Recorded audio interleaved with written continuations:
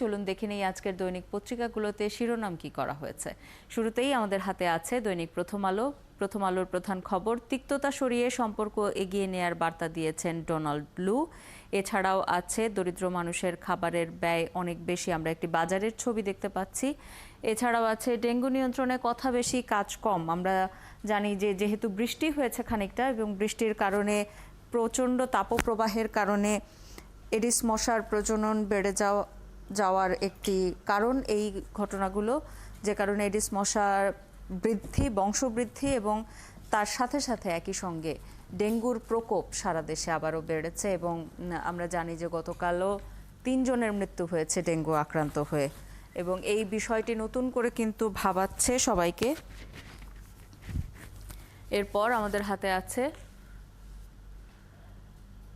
দৈনিক সমকাল। সমকালের প্রধান খবর, সংসদীয় কমিটির ২ নয়ন নিজ এলাকার উন্নয়ন। এছাড়াও ঋণের সুদ 14% ওপর উঠবে না।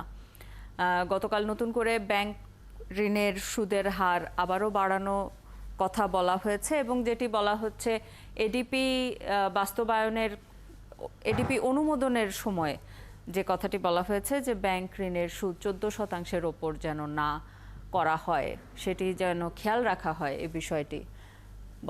নগদে ৫০০ টাকা বা তার বেশি পেমেন্টে পেতে পারেন ঢাকায় জমিসহ ২০ কোটি টাকার পুরস্কার বলা হচ্ছে। এরপর কথা বেশি কাজ কম, ২ সিটির রাজধানীর খাল নর্দমা এখনও বেহাল। এছাড়াও আছে হিটস্ট্রোকে ৩ জনের মৃত্যু, গরমে ২৫ শিক্ষার্থী অসুস্থ। এছাড়াও আছে মৃত্যু ভয় উপেক্ষা করে স্বপ্ন জয়ের যাত্রা, আজ প্রধানমন্ত্রীর স্বদেশ প্রত্যাবর্তন দিবস। এছাড়াও আছে কেন্দ্রীয় ব্যাংকের বারবার নীতি পরিবর্তনে ক্ষতিগ্রস্ত ব্যবসায়ীরা। দৈনিক কালের কণ্ঠের প্রধান খবর, বৈদেশিক ঋণের প্রকল্পে বিশেষ নজর দিতে নির্দেশ প্রধানমন্ত্রীর। এছাড়াও আছে দুবাইয়ে ৫৩২ বাংলাদেশির সম্পত্তি। আছে মেট্রো রেলে যাত্রী সেবায় ১৫% ভ্যাট ১ জুলাই থেকে কার্যকর। এছাড়াও আছে বাংলাদেশের সঙ্গে সম্পর্কে স্থবিরতা চায় না যুক্তরাষ্ট্র।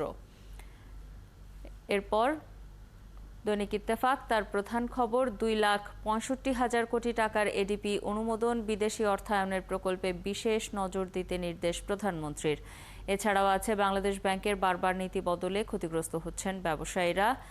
ঋণের সুদের হার 14%-এর বেশি যেতে দেয়া হবে না।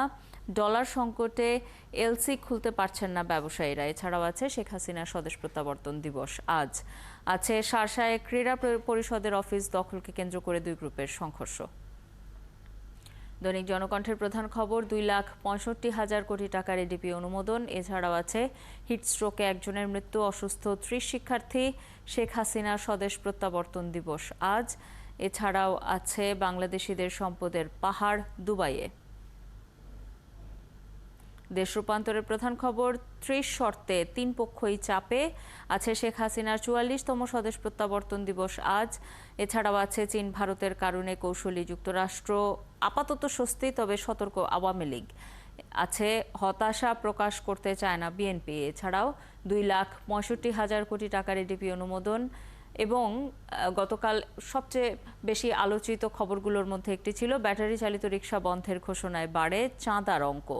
এছাড়াও আছে তাপপ্রবাহ, সারা দেশে 2 জনের মৃত্যু। বণিক বার্তার প্রধান খবর, চাকরির পরীক্ষায় মৌলিক কোডিংয়ে ফেল করেন বেশিরভাগ স্নাতক, computer science and engineering and information technology. এছাড়াও আছে রাষ্ট্রীয় সফরে ভ্লাদিমির পুতিন বেইজিংয়ে। আজকের পত্রিকার প্রধান খবর, বস্তা বদলেই দ্বিগুণ দাম। এছাড়াও বিদেশি সাহায্যের প্রকল্প দ্রুত শেষ করার নির্দেশ। আছে দুবাইয়ে 4,000 কোটির সম্পদ 532 বাংলাদেশির। আমাদের সময়ের প্রধান খবর, বাজারের সুদ হারে হস্তক্ষেপ করবে কেন্দ্রীয় ব্যাংক। এছাড়াও আছে বৈদেশিক ঋণ নির্ভর প্রকল্পের বিশেষ নজর দিন, প্রধানমন্ত্রীর যে আহ্বান। এছাড়াও শেখ হাসিনার স্বদেশ প্রত্যাবর্তন দিবস আজ। এছাড়াও আছে অনেক বিষয় খোলাসা করে গেলেন লু। আছে দুবাইয়ে সম্পদ রয়েছে 532 বাংলাদেশির। দ্য ডেইলি মেসেঞ্জারের প্রধান খবর, ঢাকা এক্সপ্রেসওয়ে কনস্ট্রাকশন হল্টেড।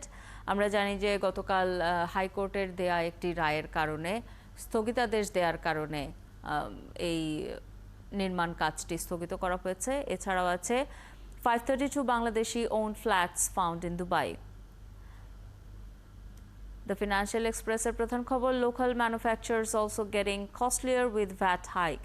মূলত যে কর দেয়া হয়, কর ভ্যাট বেড়ে যাওয়ার কারণে স্থানীয় পর্যায়ে যে উৎপাদন সেটিও এখন অনেক বেশি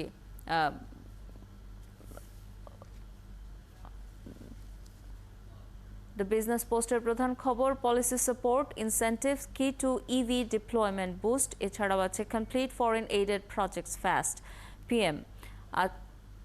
এরপর দ্য ডেইলি স্টারের প্রধান খবর, no let up in reserve slide. এছাড়াও আছে government goes for a slim ADP to fight inflation.